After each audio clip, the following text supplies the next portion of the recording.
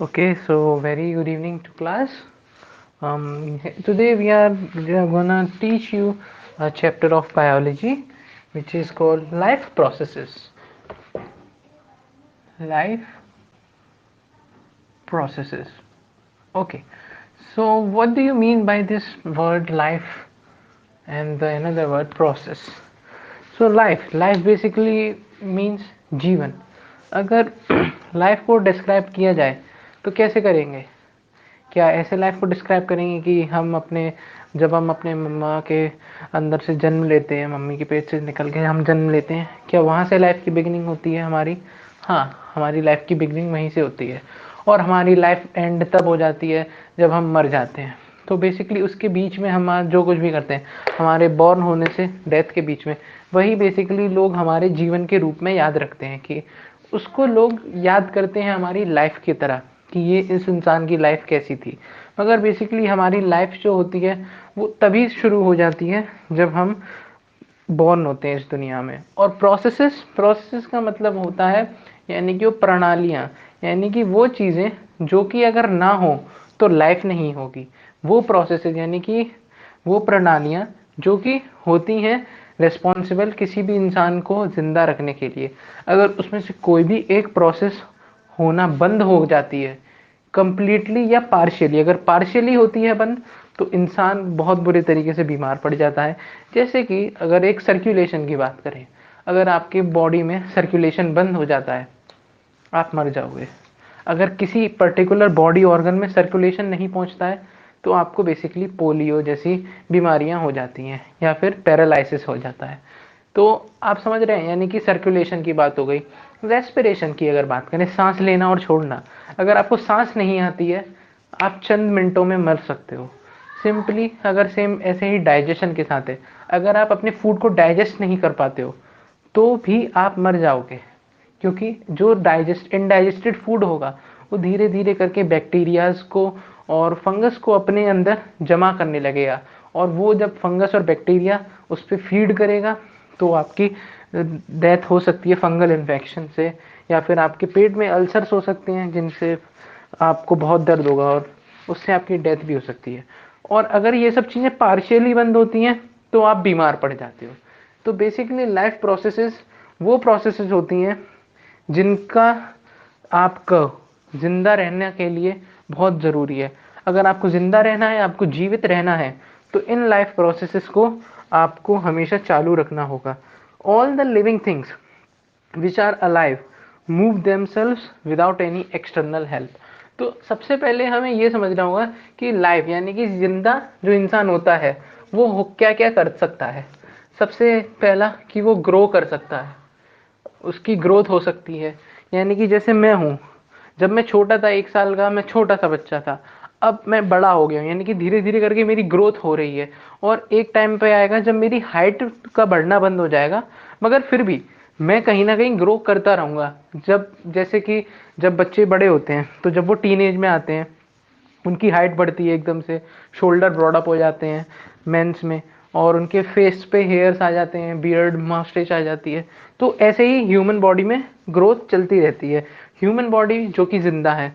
Same ऐसा ही insect और animals के साथ होता है और ट्रीज के साथ, जो जिंदा होते हैं वो हमेशा ग्रो करते रहते हैं। और दूसरा, वो मूव कर सकते हैं without any external help, can move without any, यहाँ पे कैन लिखना जरूरी है, can move without any external help, किसी भी बाहर की चीज़ की मदद के बिना वो मूव कर सकते हैं। अब आप पूछेंगे कि भाई या ये बताओ, जो प्लांट्स होते हैं वो जिंदा होते हैं मगर वो मूव क्यों नहीं कर पाते? बेसिकली देखिए, प्लांट्स के लिए सरवाइव करने के लिए मूवमेंट ज़रूरी नहीं है। अगर उनके मूवमेंट के लिए, उनके सर्वाइवल के लिए मूवमेंट एसेंशियल होता तो नेचर उनको वो एबिलिटी ज़रूर देता मूव करने की। आप समझ रहे हैं, नेचर ने कमेलियन को अपने आप को कॉमोफ्लेग करने की एबिलिटी क्यों दी? क्योंकि वो उसके सर्वाइवल के लिए ज़रूरी है, वो उसको बचाता है। जैसे कि स्नेक्स और जो ईगल होते हैं इन सबसे बचाता है वो उसका कॉमोफ्लेग। तो सिंपली अगर आपके सर्वाइवल के लिए जो चीज़ ज़रूरी है, नेचर आपको वो चीज़ एडेप्टेशन की मदद से देती है जिसको मिलने में थोड़ा टाइम लग सकता है, मगर जैसे जैसे टाइम चलते जाता है वैसे वैसे एडेप्टेशन आता जाता है। अब आप पहले सोचिए, ह्यूमन जो थे हम, वो पहले बंदर थे, धीरे धीरे करके हमारी बैकबोन राउंड से सीधी होने लगी और आज हम अपने दो पैरों पे खड़े हो सकते हैं, जबकि बंदर नहीं हो सकते। तो बेसिकली अभी भी एवोल्यूशन चल ही रहा है, समझ रहे हैं आप, अभी भी एवोल्यूशन चल रहा है। आप देखते होंगे कि बहुत से ऐसे बंदर होते हैं जो काफी देर तक अपने दोनों पैरों पे खड़े हो सकते हैं।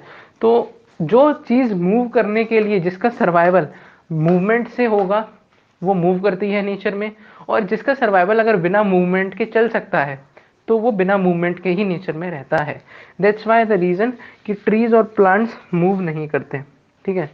और क्या हो सकते हैं कि जो ये है हमारी लाइफ प्रोसेस, लिविंग बॉडी, वो कैसे और हमको दिख सकती है, वो ग्रो कर सकते हैं और इनको नीड होती है, दे नीड फूड, दे नीड फूड, हमको खाने की ज़रूरत पड़ती है, एयर और वाटर की, एयर एंड वाटर।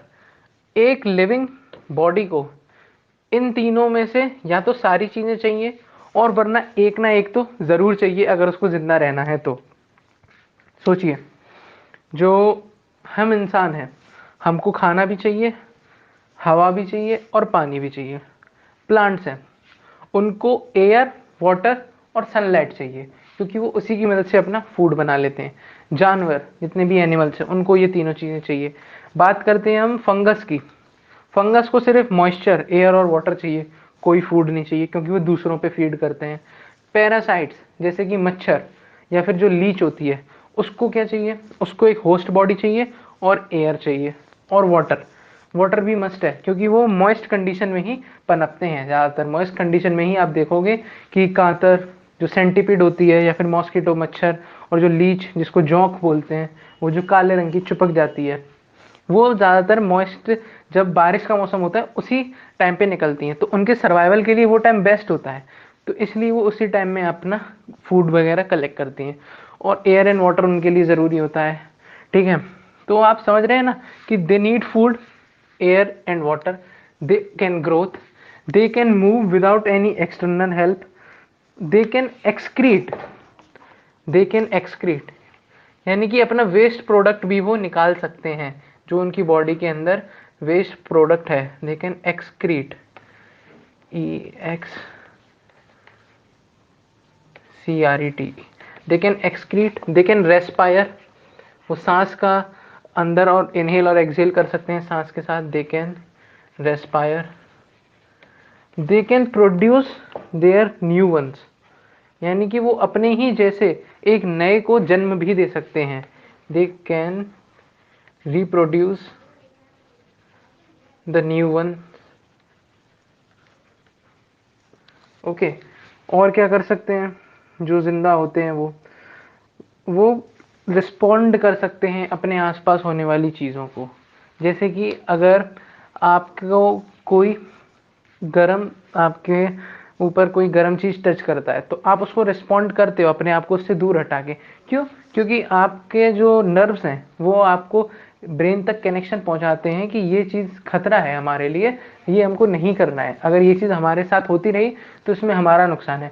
यानी कि आप उस पर रिस्पॉन्ड कर रहे हैं, ये भी एक सिम्टम है कि आप अभी जिंदा हैं। बेसिकली क्या होता है, जो लोग डेथ बेड पे होते हैं अपने, यानी कि लास्ट टाइम में, अगर डॉक्टर कहता है कि इनकी कोई उम्मीद नहीं है, फिल्मों में ऐसा ज़्यादातर होता है, फिर अचानक से कोई आता है और उनको कहता है आप ऐसा नहीं कर सकते, मुझे अकेले छोड़ के नहीं जा सकते, तो वो एक थोड़ा सा रिस्पॉन्स करते हैं, अपनी उंगली हिलाते हैं। तो ये दिखाता है कि उसमें अभी भी कहीं ना कहीं जान बाकी है, यानी कि अभी भी वो लिविंग ऑब्जेक्ट है, अभी भी वो लिविंग ह्यूमन बीइंग है। तो ये थे कैरेक्टरिस्टिक्स किस चीज़ के, एक लिविंग, ये कैरेक्टरिस्टिक्स थे एक लिविंग ऑर्गेनिज्म के, characteristics, characteristics of living organism, ये यानी कि वो ग्रोथ कर सकते हैं, वो मूव कर सकते हैं, दे नीड फूड, उनको फूड, एयर और वाटर चाहिए, they can excrete, they can respire, they can reproduce their new one, और they can respond to things happening around them. Happening around them. देखिए थोड़ा राइटिंग का इशू हो सकता है, मगर मैं आपको एक बार बता भी रहा हूँ बोल के कि दे कैन ग्रोथ, ये सिर्फ ग्रोथ लिखा है, यानी कि इसका मतलब वो बढ़ भी सकते हैं। Can move without any external help, अपने आप मूव कर सकते हैं। इनमें से कोई भी एक अगर सिम्टम होता है ना, अगर कोई भी कैरेक्टरिस्टिक आपको दिखता है किसी भी चीज़ में, तो वो बेसिकली लिविंग मान ली जाती है। एक या एक से ज़्यादा हो तो क्या ही बात है। They can excrete, they can respire, they can reproduce the new one, they can respond to the thing happening around them, और ऐसे ही। अब आप लोग से एक बात पूछता हूँ मैं, रोबोट्स, बेसिकली जो रोबोट्स होते हैं वो अपने जैसे नए बना सकते हैं, है ना। वो अपने आसपास होने वाली चीज़ों को रिस्पॉन्ड भी कर सकते हैं। तो आप कहेंगे सर आपने कहा अगर ये एक या दो चीज़ें अगर किसी में मिलती हैं तो हम उसको कहते हैं कि वो लिविंग है। मगर ये भी तो सोचिए, क्या रोबोट्स अपने जैसे नए बना सकते हैं? नहीं। रोबोट्स अपने आप मूव भी कर सकते हैं, मगर क्या रोबोट्स को फूड, एयर और वाटर चाहिए? नहीं। तो ऐसे बहुत से एस्पेक्ट्स हैं जिनमें चीज़ें एग्री नहीं करती हैं, और ऐसे बहुत से एस्पेक्ट हैं जिनमें चीज़ें एग्री नहीं करें फिर भी डिसएग्री नहीं होता है वो, ठीक है। तो ऐसे ही यहाँ पे है रोबोट्स के लिए, आप उसको देखेंगे तो आप कहेंगे कि वाह, बहुत से कैरेक्टरिस्टिक मैच कर रहे हैं, मगर वो फिर भी लिविंग बीइंग नहीं होते हैं, ठीक है। तो ये बस मैं आपको बता रहा था एज अ नॉलेज के लिए।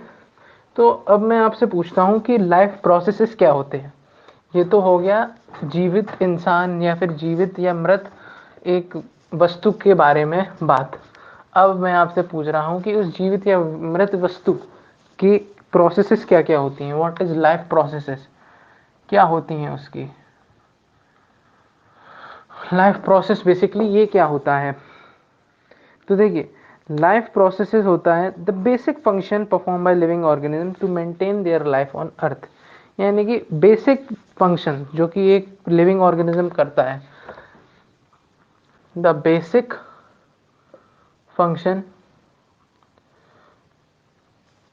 Performed by living organism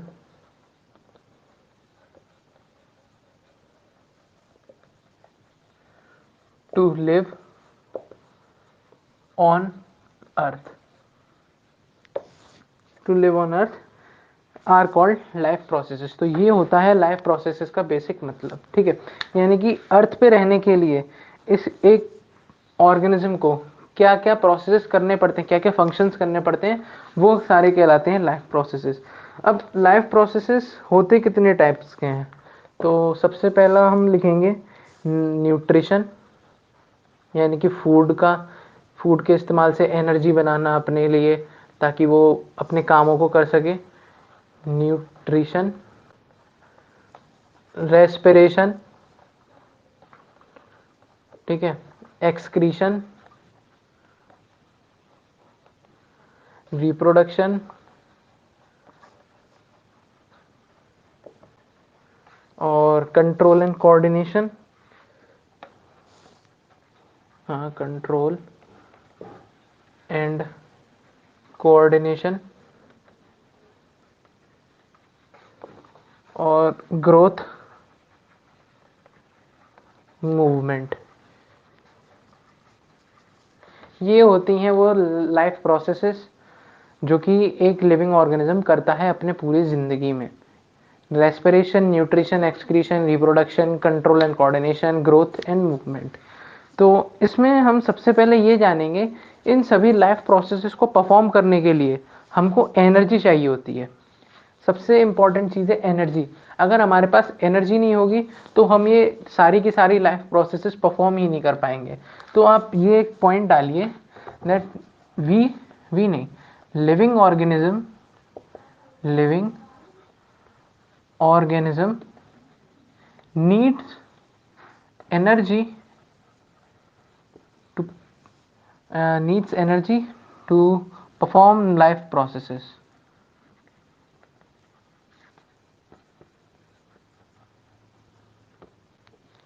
perform life processes, okay. और ये जो एनर्जी होती है ये मिलती कहाँ से है? बेसिकली ये मिलती है हमको जो हम खाना खाते हैं, जो हम फूड इनटेक करते हैं, उससे मिलती है। तो सबसे पहली चीज़ मैंने बोली फूड इनटेक करना, एनर्जी का मिलना। तो एनर्जी का मिलना फूड से, और फूड का बॉडी के अंदर जाना, ये सब प्रोसेसेस आती हैं न्यूट्रिशन के अंदर, यानी कि फूड को इनटेक करना। कुल मिला के जो फूड हमको मिला है उससे एनर्जी तक का फासला जो तय करना है वो न्यूट्रिशन से होता है। यानी कि आपको ये बताया जाएगा इसमें कि कितने टाइप के न्यूट्रिशन होते हैं, फिर ये बताया जाएगा कि कितने टाइप के हमारे ऑर्गेनिज्म होते हैं जो अपना अलग अलग तरीके से अपना फूड को पाते हैं। ठीक है, न्यूट्रिशन के बाद फिर क्या होगा, उन्होंने फूड अपना पा लिया, फिर उसका डाइजेशन होगा, फूड डाइजेस्ट होगा। फूड डाइजेस्ट होने के बाद जो विलायज होते हैं लार्ज इंटेस्टाइन में वो उसको एब्जॉर्ब करेंगे और पूरे हमारे प्योरीफाइड ब्लड में उसको ले जाके पूरी बॉडी में सर्कुलेट करेंगे, सर्कुलेशन हो गया। फिर जो वहाँ से अनप्योरीफाइड ब्लड होगा वो वेंस के थ्रू लंग्स में जाएगा और वहाँ से रेस्पिरेशन के थ्रू वो रेस्पायर होगा। और जो लार्ज इंटेस्टाइन में से हमारा जो पूरा जो एब्जॉर्ब कर लिए गए होंगे न्यूट्रिएंट्स, और फिर जो बाकी का बचेगा वेस्ट प्रोडक्ट वो जब बॉडी से बाहर जाएगा वो एक्सक्रीशन कहलाएगा। तो आपने देखा बस ये चेन्स आपस में इंटरकनेक्टेड है सारी के सारी, ये जो चेन्स है आपस में इंटरकनेक्टेड है। फूड इनटेक, न्यूट्रिशन, फूड का पचना, डाइजेशन, वेस्ट प्रोडक्ट का निकलना, एक्सक्रीशन। अब वो जो डाइजेस्टेड फूड था उससे सारे न्यूट्रिएंट्स को सोख लिया गया और वो सारे सोख लिए हुए न्यूट्रिएंट्स हमारे ब्लड के थ्रू पूरे में पहुंचे, सर्कुलेशन। फिर जो अनप्योरीफाइड ब्लड था, ठीक है, जो ब्लड जिसमें CO2 था बेसिकली, वो हमारे लंग्स में जाता है, वहाँ पे एक्सचेंज होती है गैसेस एल्वियोलाइज के अंदर, वहाँ पे रेस्पिरेशन आ गया हमारा। तो सारे के सारे लाइफ प्रोसेसेस आपस में इंटरकनेक्टेड होते हैं। एक एक करके हम इनके बारे में पढ़ देंगे। तो सबसे पहले हम पढ़ते हैं न्यूट्रिशन के बारे में कि न्यूट्रिशन क्या होता है। एक मिनट रुक जाइए, मैं अपने मार्कर में ज़रा इंक भर लूँ।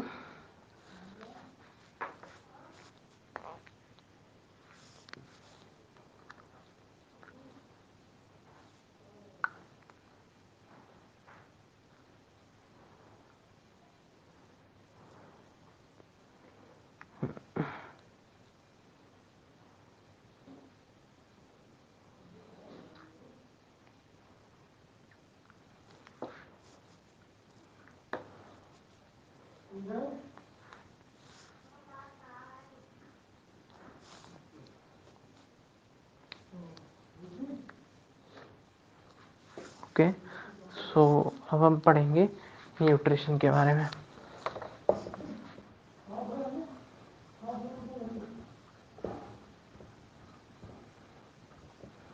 अरे यार, ये न्यूट्रिशन, न्यूट्रिशन क्या होता है? देखिए, सबसे पहले जो हमारा न्यूट्रिशन होता है, सबसे पहले हमको ये समझना पड़ेगा न्यूट्रिएंट्स क्या होते हैं।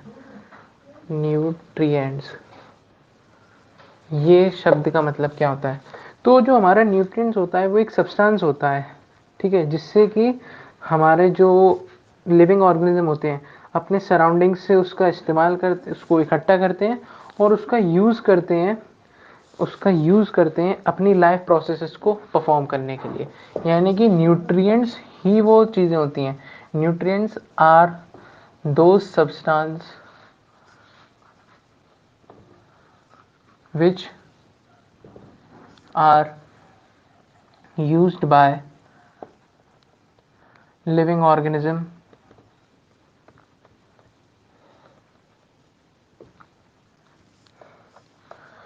to perform their life processes. यानी कि न्यूट्रिएंट्स ही वो चीज़ हैं जो हमको एनर्जी देते हैं हमारी लाइफ प्रोसेसेस को परफॉर्म करने के लिए। और इस पूरी प्रोसेस का नाम, यानी कि न्यूट्रिएंट्स से एनर्जी मिलना, इस प्रोसेस को हम कहते हैं बेसिकली न्यूट्रिशन, है ना। The nutrition is a process of intake of nutrients like fats, proteins, carbohydrates, vitamins and minerals by an organism as well as the utilization of the nutrients by organism। तो nutrition का मतलब ये है कि intake of nutrients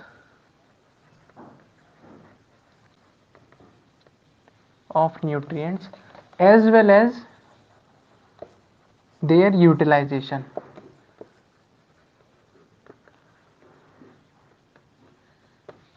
यानी कि nutrients का intake करना और उनका साथ के साथ यूटिलाइज भी होना, ये कहलाता है न्यूट्रिशन। न्यूट्रिएंट्स होते क्या उनसे हैं हमारे पास, जैसे कि vitamins, mineral, protein, fats, carbs, basically carbohydrate, ये हमारे न्यूट्रिशन होते हैं, न्यूट्रिएंट्स होते हैं। Vitamins, mineral, carbs, fats and protein.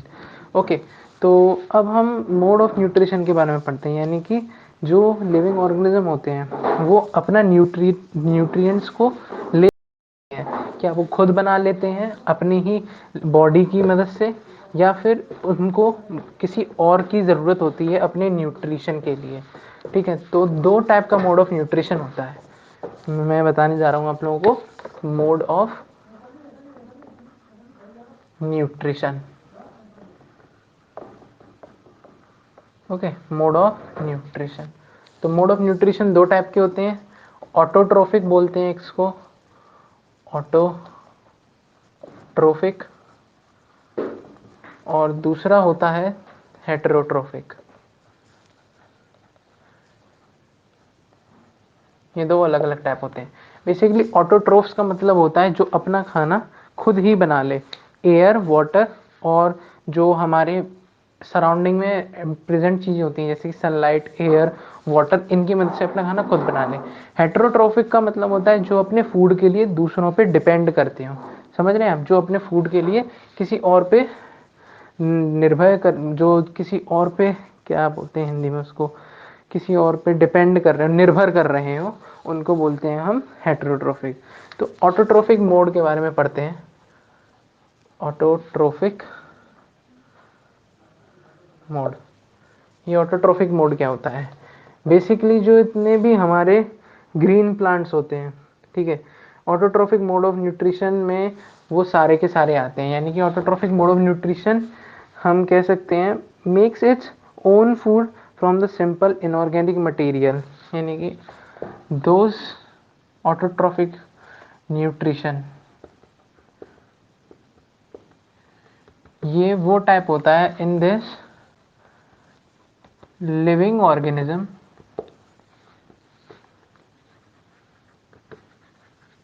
make their own food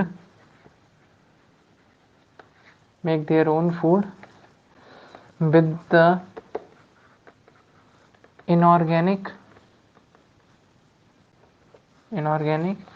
materials present in surrounding,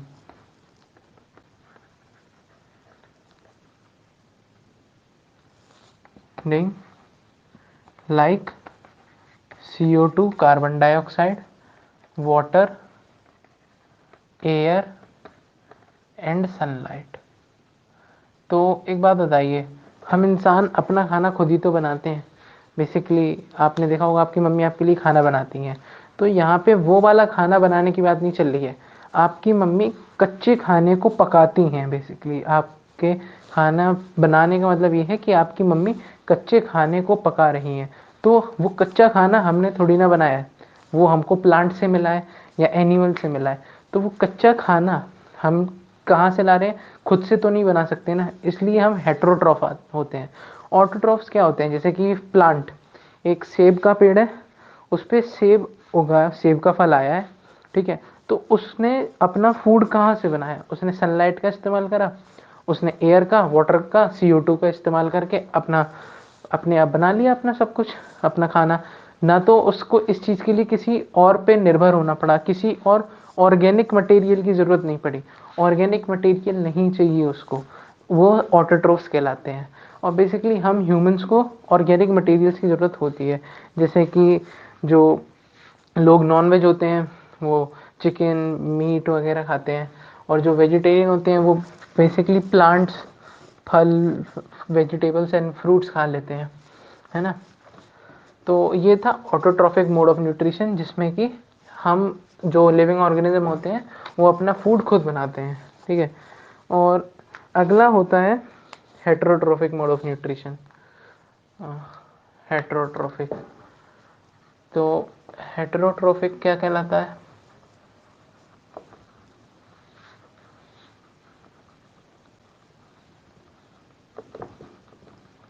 heterotrophic mode of nutrition, इसमें क्या होता है बेसिकली, इस मोड ऑफ न्यूट्रिशन में जो ऑर्गेनिज्म अपना फूड खुद नहीं बना सकते वो इस मोड ऑफ न्यूट्रिशन में आते हैं.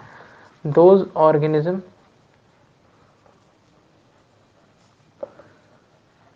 which या who can't make their own food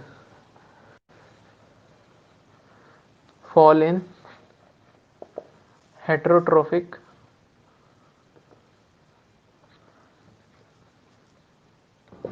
heterotrophic mode of nutrition. Heterotrophic mode of nutrition, समझे? यानी कि जो लिविंग ऑर्गेनिज्म अपना खाना खुद नहीं बना सकते वो हेटेरोट्रोफिक मोड ऑफ न्यूट्रिशन में आते हैं. यानी कि जैसे कि ज़्यादातर बैक्टीरिया, फंगस, ब्लैक फंगस भी, और ह्यूमन बींग्स, एनिमल्स, हम सारे के सारे किस में आते हैं? हेटेरोट्रोफिक मोड ऑफ न्यूट्रिशन में आते हैं. जो जितने भी living organism heterotrophic mode of nutrition में आते हैं इनको बोलते हैं हेटेरोट्रोफ्स. और जितने भी ऑटोट्रोफिक मोड ऑफ न्यूट्रिशन में आते हैं उनको बोलते हैं ऑटोट्रोफ्स. ठीक है, ये उनके नाम हो गए कि जो ऑटोट्रोफिक में आते हैं उनको ऑटोट्रोफ्स बोलते हैं, जो हेटेरोट्रोफिक में आते हैं उनको हेटेरोट्रोफ्स बोलते हैं. ठीक है, अब हेटेरोट्रोफिक, ऑटोट्रोफिक तो देखिए एक ही टाइप का होता है, बस उसमें अपना सनलाइट वगैरह से इस्तेमाल करके खाना बना लिया. अब हेटेरोट्रोफिक मोड ऑफ न्यूट्रिशन में 3 टाइप्स आते हैं हमारे. हेटेरोट्रोफिक में 3 टाइप्स आते हैं. हेटेरोट्रोफिक में 3 टाइप्स आते हैं. देखिए, सबसे पहले होते हैं हमारे सेप्रोट्रोफिक. सेप्रोट्रोफिक. दूसरा होता है पैरासाइटिक, और तीसरा होता है होलोजोइक. इसमें मैं आपको बताता हूँ. सेप्रोट्रोफिक बेसिकली क्या करते हैं, ये अपना खाना जो होता है, फूड जो होता है, वो सड़े गली चीज़ों से, या बेसिकली हम कह सकते हैं मरी हुई चीज़ों से बनाते हैं, जिसमें कि लिविंग, पहले जिसमें लाइफ थी मगर अब उसमें लाइफ नहीं है बेसिकली. हाँ, ये वहाँ से बनाते हैं. तो सेप्रोट्रोफिक न्यूट्रिशन जो होता है वो कहाँ से आता है? Decaying organic substances. यानी कि मरे हुए फल, सड़ी गली हुई चीज़ें, जैसे कि सड़ा हुआ सब्जी, सड़ी हुई फल, या फिर मरा हुआ इंसान जिसकी लाश फेंक दी गई हो, वैसा. ठीक है, डिकेइंग ऑर्गेनिक सब्सटेंसेस, रॉटन सब ऑर्गेनिक सब्सटेंसेस, यहाँ से सेप्रोट्रोफिक मोड ऑफ न्यूट्रिशन को न्यूट्रिएंट्स मिलते हैं. जो ऑर्गेनिज्म इसमें लाए करते हैं उनको बोलते हैं हम सेप्रोट्रोफ्स. और इसका बेसिक एग्जांपल है हमारे पास फंगाई, फंगस, बैक्टीरिया, स्कैवेंजर्स, यानी कि जो वल्चर वगैरह होते हैं, वल्चर, गिद्ध, ईगल, स्कैवेंजर्स. स्कैवेंजर्स. और क्या क्या हो सकता है? मशरूम, मशरूम बेसिकली एक फंगस ही होता है. फंगस, बैक्टीरिया, स्कैवेंजर्स, ये सारे के सारे जो होते हैं ये सेप्रोट्रोफ्स कहलाते हैं. अब पैरासिटिक, नाम से ही समझ आ रहा है, ये जिंदा बॉडी के ऊपर अपना अपना न्यूट्रिएंट लेते हैं. यानी कि ये न्यूट्रिशन अपना जो होता है उसको करते हैं लिविंग बॉडी के ऊपर. यानी कि ये अपना फूड कहाँ से पाते हैं? Living organic substances.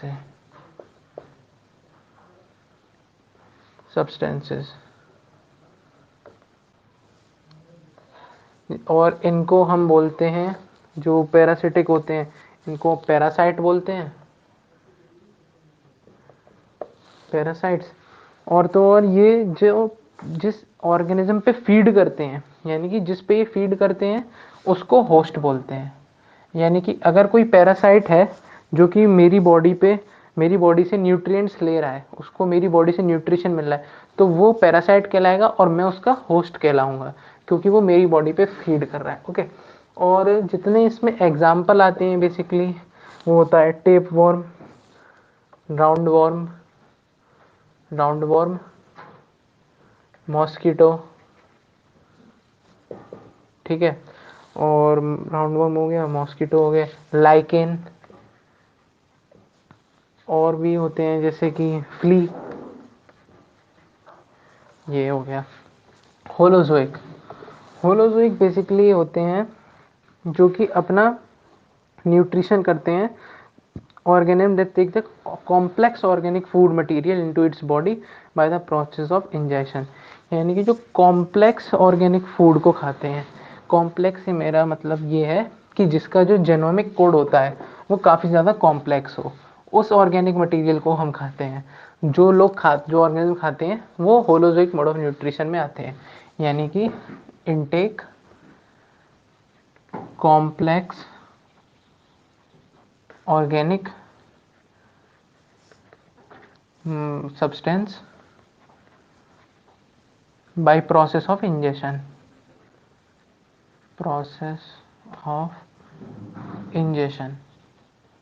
ठीक है। और जो इनमें आते हैं, इस कैटेगरी में जो आते हैं उनको हम होलोजो बोलते हैं। और इसके बेसिकली एग्जाम्पल आप समझ सकते हैं, सारे के सारे होते हैं, जैसे कि अमीबा, जिराफ, ह्यूमन। हम सब humans holozoic mode of nutrition करते हैं।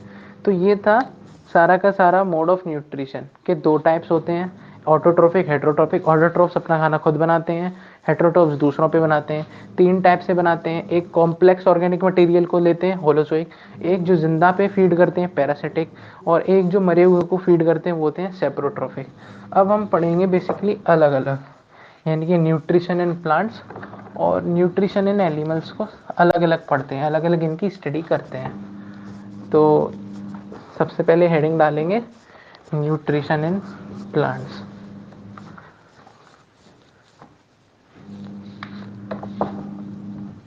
न्यूट्रिशन इन प्लांट्स ये कैसे होता है? तो देखो, सबसे पहले जो प्रोसेस होती है, द प्रोसेस, इसमें सबसे पहले एक बेसिक प्रोसेस का नाम आता है, वो है फोटोसिंथेसिस। ये प्रोसेस की मदद से, इस प्रोसेस की मदद से जो ग्रीन प्लांट्स होते हैं वो अपना फूड बनाते हैं, फोटोसिंथेसिस। अब ये प्रोसेस होती क्या है photosynthesis? The process by which green plants make their own food with help of CO2, carbon dioxide,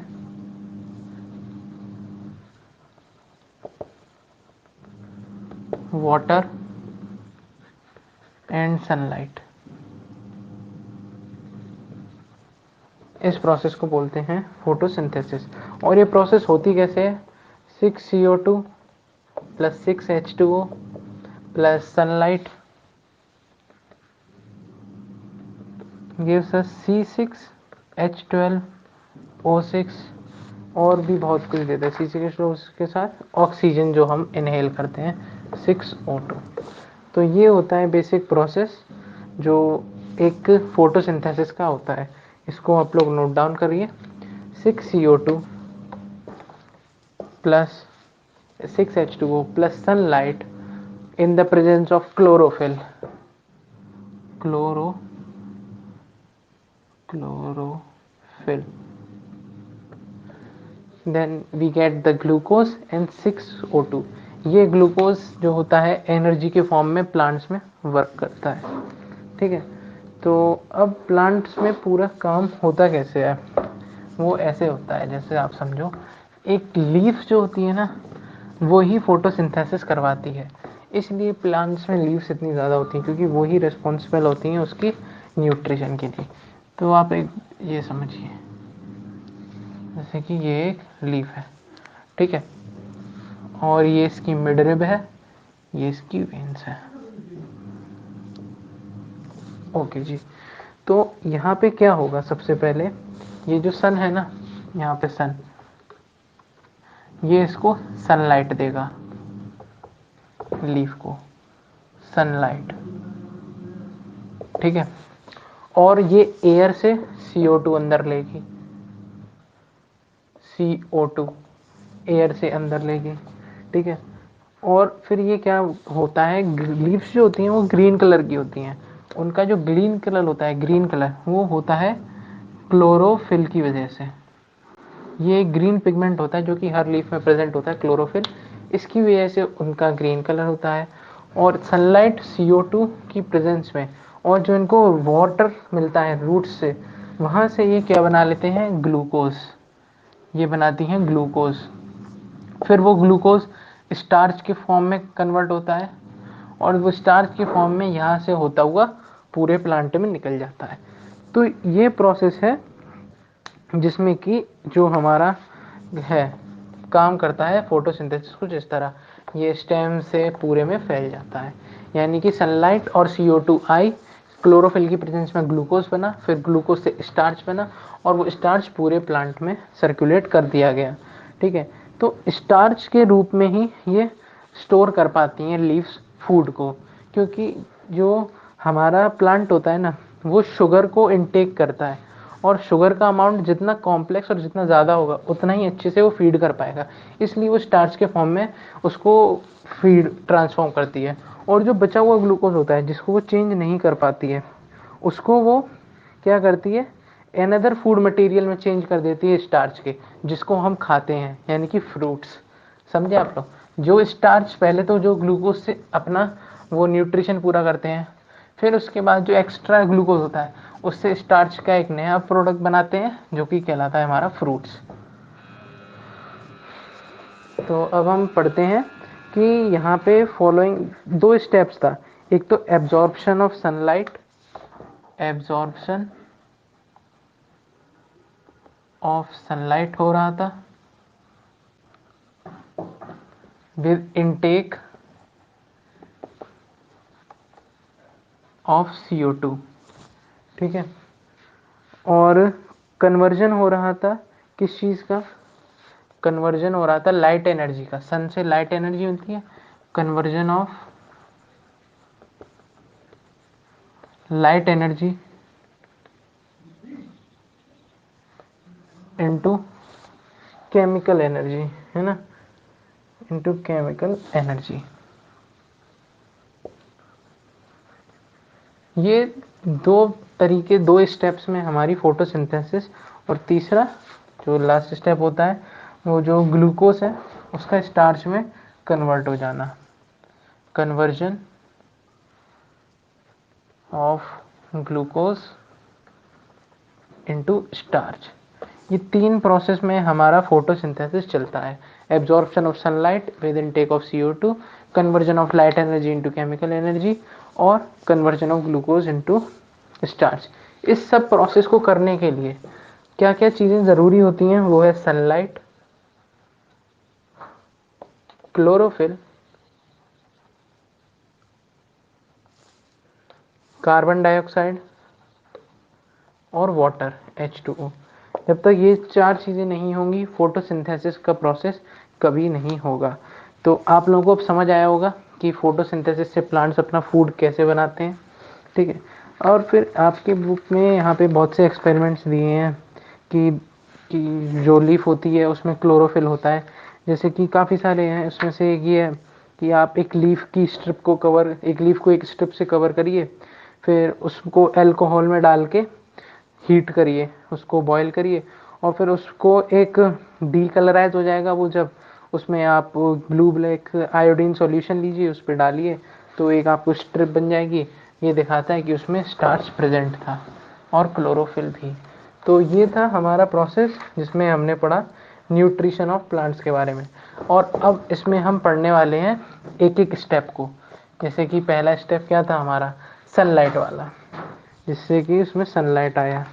ठीक है, तो सनलाइट जो होता है वो हमारे लीफ के इस वाले लेयर पे आता है, जिसको हम बोलते हैं क्यूटिकल। कहाँ गया ये, क्या, ऐसे समझिए लीफ का स्ट्रक्चर जो होता है वो कुछ ऐसा होता है।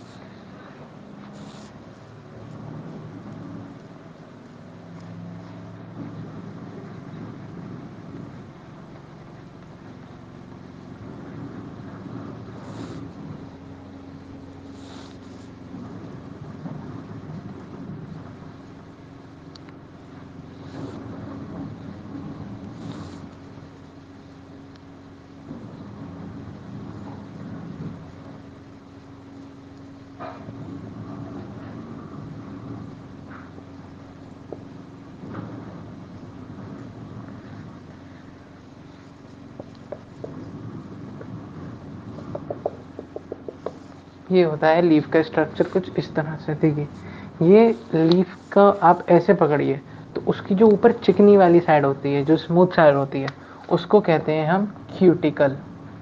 ठीक है, और जो निचली साइड होती है जो कि थोड़ी रफ होती है, उसका नाम होता है आपका लोअर एपिडर्मिस। ये पूरे का नाम होता है लोअर एपिडर्मिस,